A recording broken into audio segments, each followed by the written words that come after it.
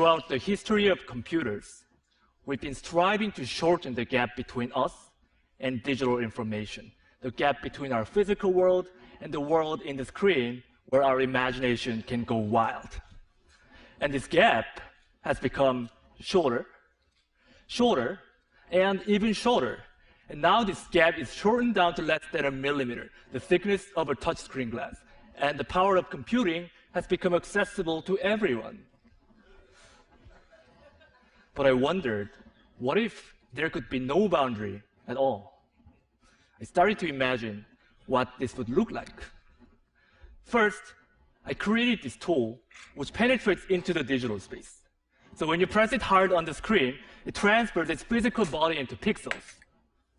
Designers can materialize their ideas directly in 3D, and surgeons can practice on virtual organs underneath the screen. So with this tool, this boundary has been broken. But our two hands still remain outside the screen. Then how can we reach inside and interact with the digital information using full dexterity of our hands?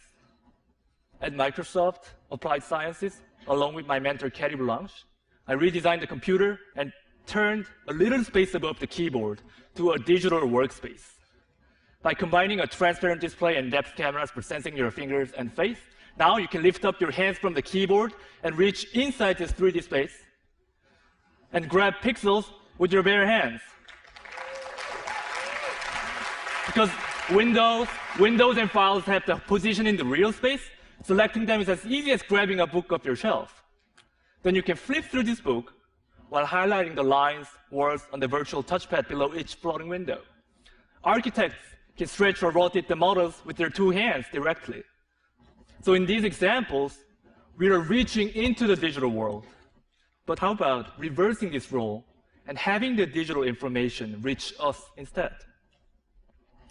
I'm sure many of us have the experience of buying and returning items online, but now you don't have to worry about it. What I got here is an online augmented fitting room.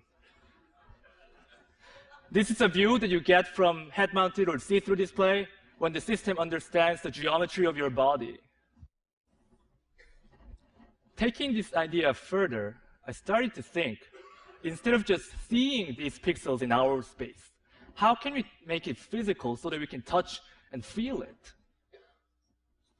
What would such a future look like?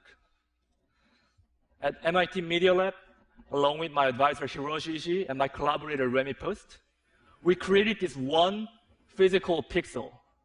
Well, in this case, this spherical magnet acts like a 3D pixel in our space, which means that both computers and people can move this object to anywhere within this little 3D space.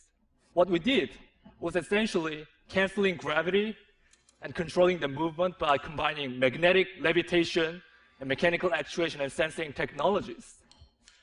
And by digitally programming the object, we're liberating the object from constraints of time and space, which means that now human motions can be recorded and played back and left permanently in the physical world. So choreography can be taught physically over distance, and Michael Jordan's famous shooting can be replicated over and over as a physical reality. Students can use this as a tool to learn about the complex concepts such as the planetary motion, physics. And unlike computer screens or textbooks, this is a real, tangible experience that you can touch and feel, and it's very powerful. And what's more exciting than just turning what's currently in the computer physical is to start imagining how programming the world will alter even our daily physical activities.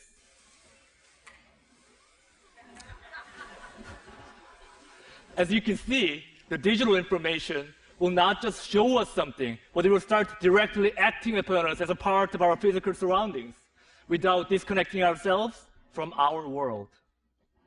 Today, we started by talking about the boundary.